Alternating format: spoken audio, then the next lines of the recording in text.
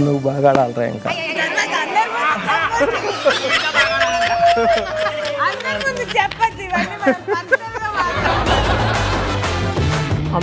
Problems వల్ల నేను చాలా మిస్ అవుతున్నానని నేను చాలా బాధపడ్డాను.